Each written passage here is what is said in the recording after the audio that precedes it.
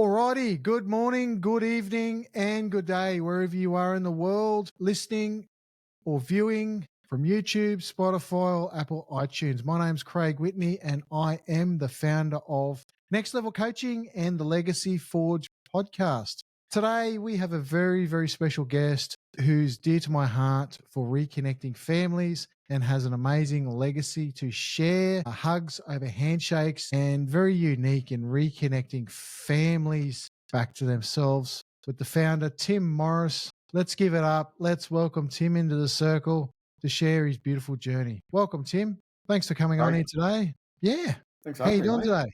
Yeah. No, I'm good. Really good. Yeah, good. Good. What's underneath good? What's underneath good? We practice this in men's work, brother. Yeah.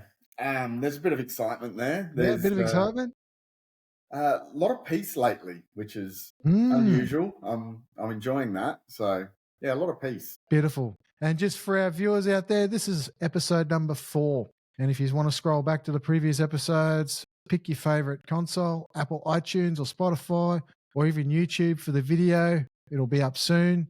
Yeah, pick your favorite episode and go for it. So let's take it in. Let's lead this in. So Tim, brother, before the founder and the leader of the movement, who were you at your core?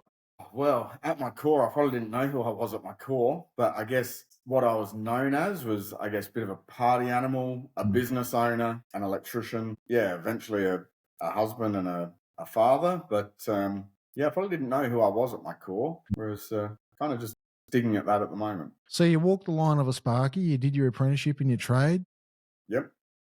and you branched out on your own as a subcontractor, eventually into your own business. So you had your own gang working for you, or? Yeah, so it was about 10 of us, industrial automation sort of space, high pressure, high stress.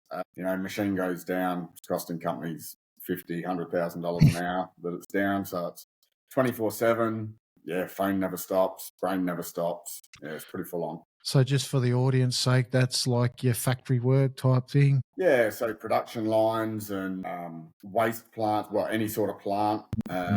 Yeah, manufacturing. I know as a young lad, my background's in the abattoir environment, and when the chains broke and the engineers were put under the pump to get the system going, it costs tens of thousands, if not hundreds of thousands of dollars to keep these factories at bay. Yep. I think the average chain costs about $30,000 every 60 minutes. It's down.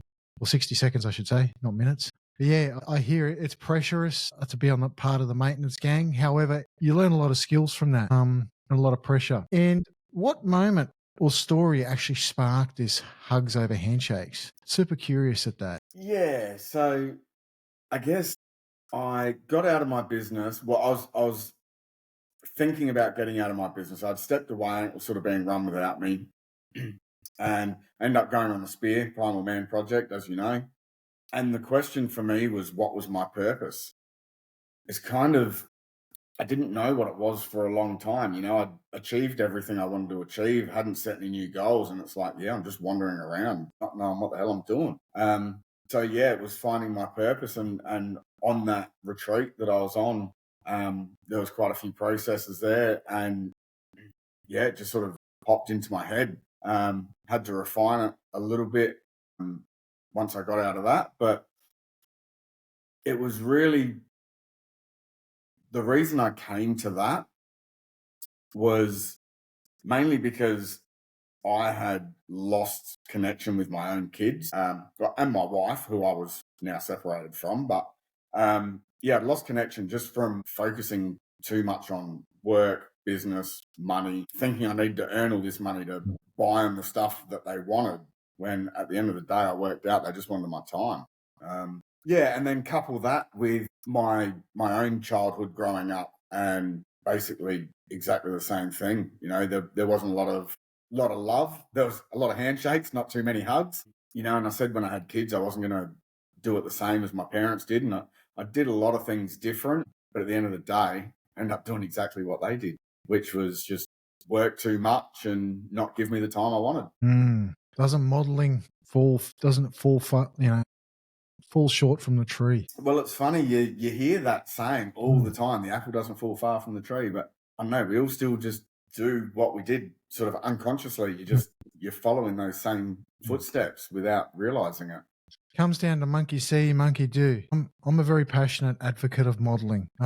We've modeled already subconsciously how we get to where we are currently in our lives. Someone's modeled that behavior. And there's not necessarily nothing wrong with that. They only model what they know and know well. Sometimes it's survival, sometimes it's safety. All behavior happens for positive intent, as what I've learnt. The outcome may not be as positive or as negative as it may be, but the intention is for positive sakes. And just for clarification, the Spear, for all my audience out there, the Spear and the Primal Man Project is a men's organisation. It's a conscious men's organisation. I will be bringing guests, not just Tim, but other guests that may have walked the journey of the Spear through the Primal Man Project and other men's organisations such as Mankind Project and Real Men. And the common congruence between these organisations is men who are looking to rediscover themselves. They've gone through a situation in their life where it's come to a fork in the road, where decisions either has to be made by themselves or it will be made externally, either or. It will happen. And it's the choice of, as a man who's been initiated in two different organizations, do I want to change and grow for the better and the evolution of myself and the better outcome of others, or do I want to stay the same in who I was and keep modeling the previous behaviors that may not be and have positive choices down the line? And I guess we could both agree we've all hit that fork in the road in our lives where our choices have come to that decision moment. We may have had an impact on those around us, which have had a number of consequences. I know such as my journey I've certainly have.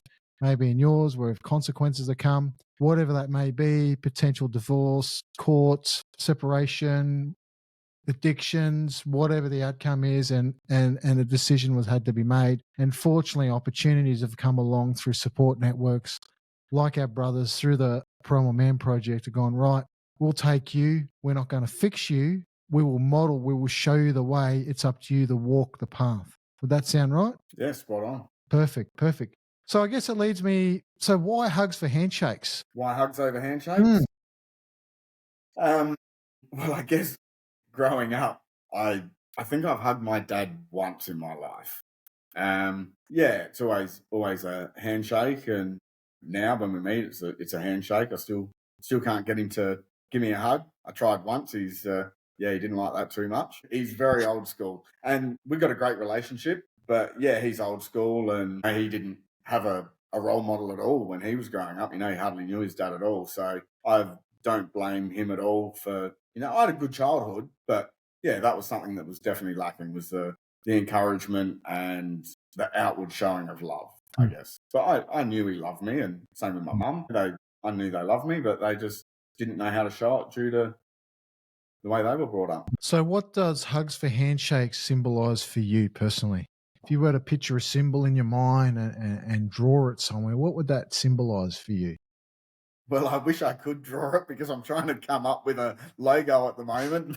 That's not my strong suit. But what does it mean for me? It's about families wrapping their arms around each other and getting to know each other. Like, I find the reason families get disconnected is because they don't communicate properly and they don't understand each other, and they're not able to communicate how they're feeling. And it just causes a disconnect where they just don't want to be around each other. They love each other, but they just annoy the shit out of each other. And that's what I've found. So yeah, it's about bringing them back together. And the way I do it is, through a lot of fun and some education and and just gratitude for each other, and being able to show that you love each other. So when we say communication, what led you to that sort of belief?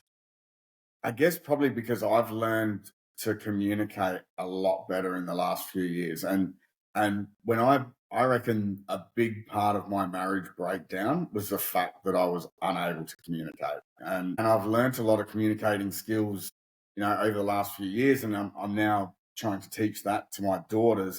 And there's a lot of barriers to break down, but we've gotten a long way. It's still hard for them to talk, but we're making big strides. And because you can't help them if you don't know what the issues are, and if they're not comfortable coming with you, sharing and talking, well, yeah, it's just going to make the divide bigger. And would it be fair to say that a lot of us communicate on a daily basis, few of us actually connect? I think the communicating is very surface level.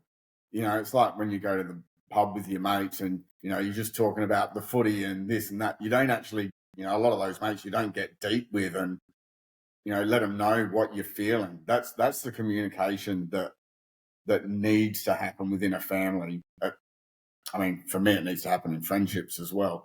But you need to get down deeper and, you know, this is how I feel. This is what that's doing is making me feel this way. And yeah, if you can get to the core of what someone's feeling, you can help resolve the issue or compromise in some way. So there's more harmony within the family group rather than, you know, someone just getting pissed off, and then exploding. Exactly right. I totally get it. I'm a stickler for surface level communication. I value depth and brevity real quick, and I have a slight degree of impatience to get to the point really quick. It's just who I am. Must be the ADD I've got. So the Might be weather my talk, problem too then. the weather talks, the pub talks, they get to me pretty quick. Yeah, I get it. Depth and brevity is what's needed, and not necessarily from a place of therapeutic talk. There's those spaces, but from a place that we can all learn from one another and actually grow. Because challenging conversations is how we grow, right? Yeah, 100%. It's growth, yeah? Alrighty. So you've said, and I've picked up that the world doesn't just need stronger businesses. It needs stronger families. What led you to that? Hey, Craig, I'm having some audio issues here. Is that your end or mine? I believe it's my end. It happened again not long ago. I might have to jump out and jump back in. Is that cool? Yeah, that's cool. Oh, look, it just fixed. Testing 1, 2. We're On? good. It just All fixed right. itself. Tech issues, squirrel moment, ADD. Yeah, I was going to suggest it was you because you've got the whole mic thing and everything going on, but the exact same thing happened to me last week and it ended up being me. So I just had to jump out and jump back in. It's all good. This whole podcasting journey has been a learning journey for me for tech, and I'm still figuring it all out. It's very interesting in the world of technology and being consciously aware of what's going on at all times and just trusting the process. There's always editing, isn't there? Yeah, if I choose to edit or not. Now, the Legacy Forge, we talk about drift, stealing identity. Now, what drift is those unconscious behaviors that slowly add up over time. That's what defines drift. And the invoice does eventually get cashed in at some point.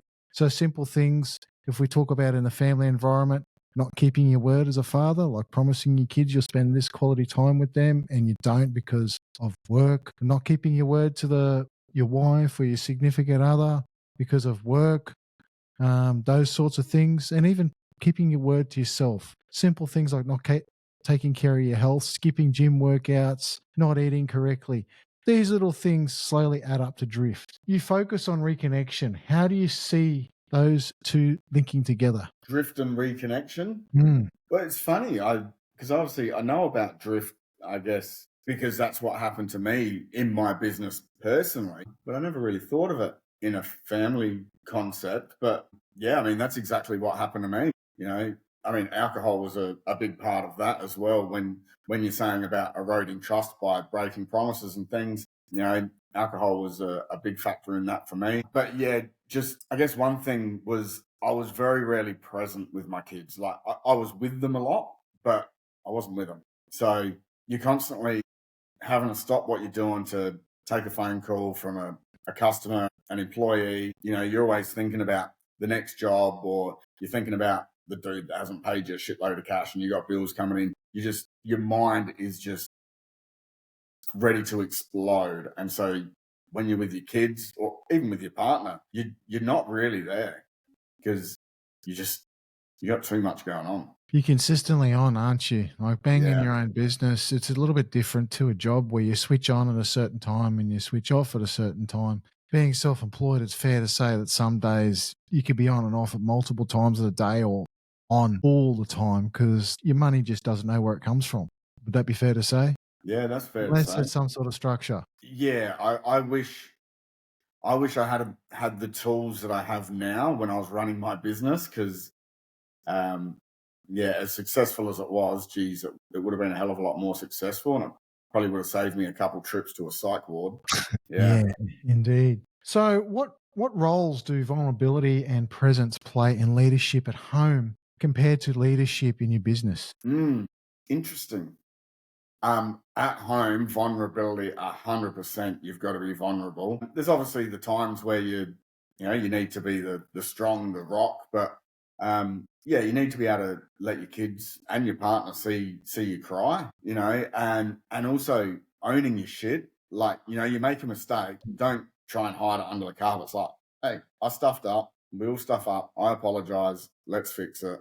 You know, yeah, so that's important family wise. In business, it's a bit harder. Don't know. I was always pretty stoic when I was in business, but I guess that didn't do me too many favors either. I was always honest though. I always owned my shit in business. But yeah, as far as being vulnerable, probably not something I did too often. If we switched vulnerable to radical honesty, what would that look Radical like? honesty.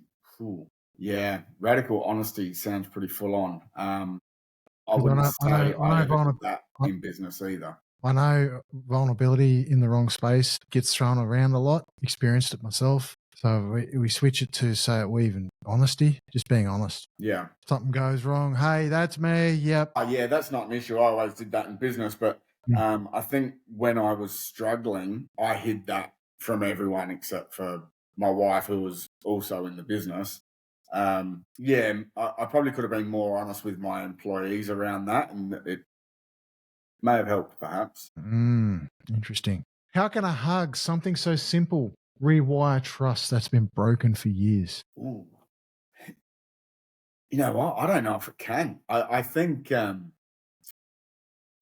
you need to build into a real hug that gives you that because yeah, eroding trust, it then takes quite a time to build it back. And yeah, someone can hug you, but it's not really a hug. Like, it's not until you've built that trust back, and then yeah, you know when you get a genuine hug. So yeah, I Yeah. wouldn't say one hug can just No, fix everything. no, it definitely takes time to rewire, and it's a journey, not a one hit wonder. Yeah. Yeah. What challenges have you faced building an organization around something so emotional when the world prefers surface level fixes? Well, I'm new on the journey, but the biggest challenge I've got is either people don't recognize the issue within their own family or they're too embarrassed to speak up. Could be a fair bit of shame there too. Yeah. Oh, I sense a lot of 100%. shame with us men, particularly, Yeah, definitely. and the beliefs and everything else playing out. Yeah, I know I held a lot of shame. And, I've said many times lately, there's lots of things in my life that people say, oh, you should be proud of yourself for this.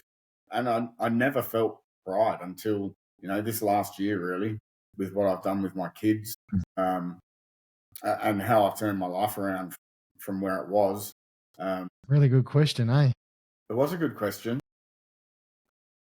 What's legacy mean to you in the context of families? You're out there building this project of yours. This is your legacy. This is your gift to the world. What's that mean to you in the context of families as your legacy? I guess my legacy initially for me is building back the connection within my own family. And, we're not 100% the way there yet, but we're a long way down the track and we're on the right track. And I want to share the success I've already had in that space with others. And I'd really love my kids to come along on the ride with me.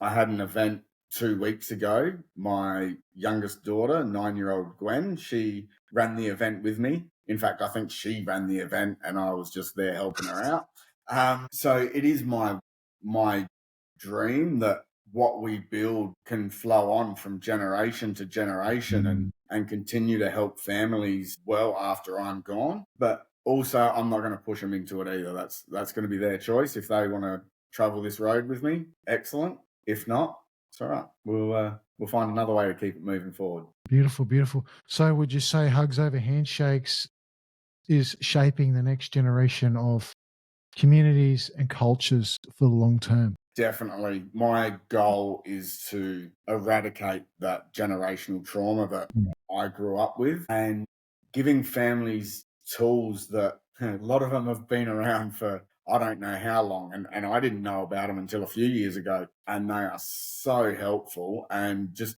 to have these tools and strategies out in the community is going to make a better world for everyone. Beautiful. It sounds like there's a fair bit of transmission there. So what values or truths do you want to see carried forward? I definitely think one of the big things is gratitude, and gratitude for each other within the family, and just being more positive in your own environment, which spills out into the community. I think that's probably the biggest thing. Give me the question again, Craig. I've kind of lost myself there. If legacy is about transmission, which a lot of your values and truths are, what values or truths do you want to see carried forward? If you were to bundle your values and truths up and pass them on as a gift, what would you want to see carried forward? I think it's understanding each other, communicating properly with each other, having fun together. That's probably one of the biggest ones, you know. So often we're in a family environment and you're just going through the day to day, and you know, one thing that happened to me was I felt like spending time with my kids was a chore, and I thought, geez, I'm a shit bloke. But I was just under that much pressure, and then, you know, now I've turned it around. The time we spend together is just fun, and that is what family should be doing together, is having fun. Having lots of fun together is important. And same with gratitude and practicing those simple threes. Gratitude in threes every day, yeah? That's for sure. important. That's foundational, really. Being grateful. It's about mindset. It changes your mindset from being negative to positive. It's got to be consistent. Exactly right. Looking ahead in the next 20 years, what do you want people to remember about your work and the hugs they gave because of it? I would say I don't want them to remember anything but to be living it. Living in the moment. I'd like to think that it just becomes a way of life for families to be connected and be grateful for the time together and having fun together. Yeah, hopefully it doesn't need to be remembered. It's just being lived. Being lived in the moment. Yeah. Total presence. Yeah. Because presence can create permanence. Ooh, yeah. If we choose to. Remember, choice. If someone's listening today who feels disconnected from their partner, their kids, or even themselves, what's the first step they can take right now? Pick up the phone and call me. No. I can do that too. Have an honest conversation with each other. That's probably the start.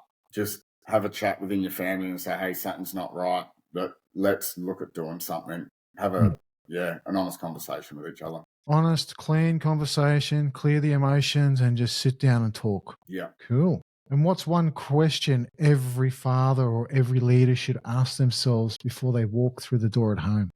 Yeah. Am I the role model? Powerful. Do you want to elaborate on that from your experience? Yeah. I guess, reconnecting back with my kids, and a lot of things have happened, and you see a lot of things, and it'd be that monkey see, monkey do, you know, when that actually hits you, and it's not just a saying, when you actually realize that is so true. When I realized that, it's like, shit, I've got to become the best damn role model I can. That's right. Yeah. And what's role modeling mean to you? Well, it's leading by example. It's living with integrity. Living with integrity. What else? I don't know why I've got a mind block here, but it's just being the best version of yourself, because if you can, it's about living the way that you would want your kids to live, essentially. And the best way possible, yeah? Best way possible. Happy.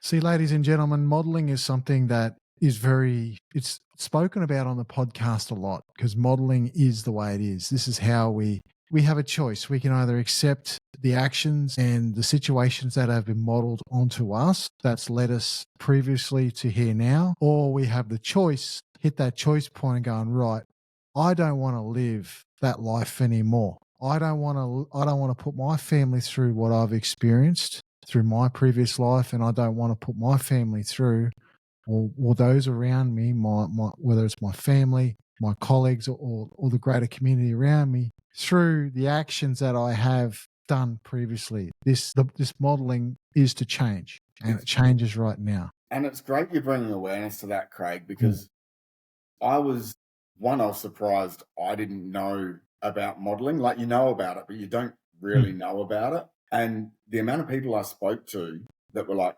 shit, yeah, I didn't really know that either. Like, when you look back and see the traits you have from your parents and then the traits you've then given to your kids, it's stark, but most people don't realize it. It's Yeah, nuts. exactly. And how I learnt modeling is growing up on the farm with my father, and Dad would always tell me, "Come on, son, follow me around," because that's how Granddad taught Dad on how to run the farm. Right? You go and follow Dad around, and you watch what he does, and then you do what he does. Yeah, that Yeah. then. I didn't know that was modeling. I thought that was Dad's was just teaching me. And then as I grew up from a little ankle biter and got a bit of age about me, you'd throw me in the ute as a young fella and tell me to go drive it, or put me on the tractor and teach me how to drive, and start learning the practical skills around the farm. However, modeling is also the other side of the coin too, where we take on certain behaviors or experiences that may not be so healthy at the time. Like, we may grow up in a household that we might be fighting for survival, where there might be domestic violence or some sort of abuse, which we get conditioned to that. And the body particularly takes it on between the age of 0 and 7. We take on those experiences called the modeling period or the imprint period. And those experiences, if they're not treated somewhere in that period of life or later, they can and have been suggested through research to show up, particularly with men in their lives in their 30s to 40s, with that behavior replicating and duplicating. Does that sound fair enough? Yeah, definitely. I mean, I'm involved in another workshop over in WA that I volunteer on, and a lot of the work we do is men's work, also dealing with childhood trauma, and yeah, the generational trauma and the like I say the abuse that goes from generation to generation. It's these people don't want to be doing this. It's No, just it's what they know. no, it's what they know. And what we do as men is we suppress this stuff down. Mm. And if we use the metaphor of a bubble, you can push a bubble down for so far and for so long. However, at some point, that bubble's going to resurface at some point down the line, much bigger, much nastier, and much angrier. So it's important to deal with that bubble or that situation as quickly as possible as the child grows and develops through the different areas of their life before they hit adulthood, before that trauma gets too suppressed down. Yeah? Would that be fair enough? Oh, it'd be good, but Yeah. yeah, I think we're a long way off getting there, unfortunately. But Well, we are making efforts, and it is becoming consciously aware 100%, that's in the the key part. communities. It's unfortunate as men, the majority of us do learn only after a situation happens. I know I certainly did, Yeah. and I know a lot of other men can speak for themselves on that as well. Something's happened or something's gone off or a situation's happened, and that's when the lessons come home. It's like, ooh, okay, what happened here? And then I link this, and we discover some other men who have gone through the same, and we do some work together, and we all discover the links through doing our own process work, and then go, oh, okay, there's some common denominators here. Now we have a choice to change that situation or not, keep living the same patterns. Well, it's being spoken about now, which is a good Mm, thing. And it's actually interesting. I was on one of these workshops not long ago, and there was a few of the older guys, sort of my age and a bit older, and we've all grown up. You don't show your feelings, you don't cry in front of anyone, all of that. But the younger guys that were there that were coming through, that had changed with them, and they were able to be more vulnerable as men than what we mm, were at their age, which is a huge positive. exactly right. Yeah, I think we both grew up in that age of don't show your feelings, don't cry. I know my father never really cried. He was never taught to cry. I've only ever seen him cry once in his life, and that was when my mother passed away when I was 15. That was the only time I ever seen him cry in his whole life, I don't think I've ever where he seen my shed some dad cry. tears. Other than that, I never seen him cry. I Mm. seen him yell, and I seen him scream, I seen him chuck tantrums on the farm, but I never seen him actually physically tear up and just emotionally regulate. because I don't think he knew how. Because my father grew up with the Great Depression values, born in 5 after World War II, obviously, and took on the Great Depression values. So save everything, don't throw things out, recycle. When you go and clean the oldies' houses out, after they pass away, you find all these weird and wonderful things that you go, what the hell's going on here? Like, why did Dad keep all these, empty dishwashing bottles and stuff? And then you start linking stuff. Oh, right. And then I start linking stuff to myself and my behaviors, right? The power of modeling, right? Yeah. Where I'm saving, where I'm hoarding stuff. It's like, what do I need those dishwashing bottles for? I don't have any water troughs. What do I need to keep these old clothes for? I don't have any hand-me-downs to anyone else. I mean, that's my dad coming through, right? That's the power of modeling. Yeah, it's fascinating. And modeling's not all bad. There's a lot of good traits there as well. I mean, Dad taught me how to work hard. That's where I get my grit, tenacity, the ability to just work hard, because I grew up with a family who were settlers and pioneers. My bloodline is the founders of a town called Wairala, which is on the Clarence River, I think it is, Clarence or Wilson River down New South Wales, timber town. And they come over from England, obviously, as convicts, and then settled that area, then spread their wings from there. So we grew up with hard men, depression era. You're taught to work. That was it. Work, and work. No crying, don't show emotions. Post-war, had all the PTSD, everything like that, until something actually happens. And then get to my generation, and something did happen. We had I went through the foster care system and grew up that way because of my parents' inability to emotionally regulate in spaces required, and the power of modeling. They modeled what they knew. My mother's sake, she was modeled violence was the way to deal with disciplined kids. So that was evidently modeled onto me. Yeah. And this is where we get the houses of survivalhood, where things go off and the nervous system becomes accustomed to that. Has the similar response to a returning serviceman from the Defence Force, that PTSD when something goes off, you hit the ground. It took me years to get over that abuse. My body was just reacting to certain sounds intensely and automatically, like subconsciously. I had no control over it. It was fascinating on this power, not only physical abuse, but how modeling took shape and effect. And yes, viewers and ladies and gentlemen, I do focus a lot on modeling. It is a crux of our lives as children, both men and women. If we don't model positive traits of behavior, how can we expect to break the patterns for future generations? Yeah, modeling is so imperative. It's something I jump up and down a lot. There's probably nothing more important as a parent than to be a good role model, because 99 times out of 100, your kids are going to end up exactly like you. Yeah, you need to be a good role model or it's just going to continue. And what elements do you think that makes a good role model for kids? It's all those things that we spoke about. It's integrity. It's being able to communicate. It's being able to have fun. It's being able to be vulnerable. It's being able to teach, be patient in teaching your kids, because that can be good fun. What's an example where you teach a young child on the power of learning through intuition or modeling at a young 5-year-old's level? Geez, it's a while since my kids were 5. I guess I've got an example from a year or two ago with Whitney. She would have been probably about 7. Ordinarily, I'd jump in the car. We're on our way to a party, birthday party for her. Normally I'd be in a rush and just throw it in the navman and away we go. And I thought, you know what, let's get Gwen to do it. So I taught her how to use the navman in the car, and she really enjoyed it. And she's asking me lots of questions. We're communicating and working together to figure it all out. And it was good fun. And then when we left the party, we jumped in the car and we're heading home. And she's like, you want me to, punch the address into the navman? Oh, I'm pretty sure I know where we're going, but go on. And so what it actually did, by me taking the time to show her that rather than just rushing and doing it myself, it's actually had so many positives. So one was we got to do something together. She learned something. But now when we get in the car, I can just get in and drive because she knows how to punch the address straight into the navman. So it's saving me time. So that bit of time that I spent, it's paid off 100%. And it was. Yeah, something so simple, but it brought us closer together. And now she has a unique skill to go and use a device that she can use in the future if she chooses. 100%. I mean, we all got devices these days, but nav men are quite specific.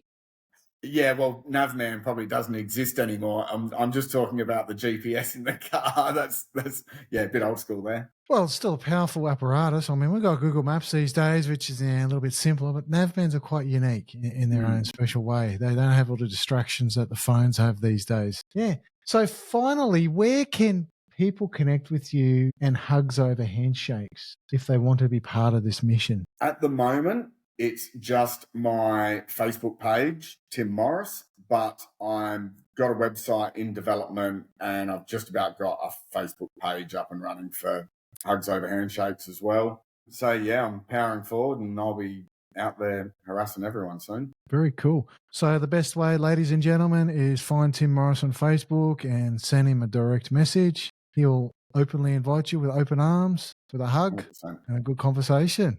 Always. Any last words of wisdom? Just be the best role model you can because it counts. Exactly right? Because modelling is crucial to the change that we need in society. Isn't that right? Certainly. Alrighty, ladies and gentlemen, this concludes episode number 4. With you with Tim Morris and Hugs Over Handshakes and myself, Craig Whitney, founder of Next Level Coaching and the Legacy Forge podcast. Like and subscribe on all major platforms, Spotify, Apple, and YouTube. Leave us some reviews. Reach out to Tim Morris and the power of Hugs Over Handshakes. Reach out to me if you wish for anything else. And tune in next time for the next episode, which is a bit of a surprise for episode 5, hey? Alrighty, guys. We will finish on that. And until next time, thank you very much for tuning in to the Legacy Forge podcast. Thank you and see you again. Thanks, Bye for Craig. now.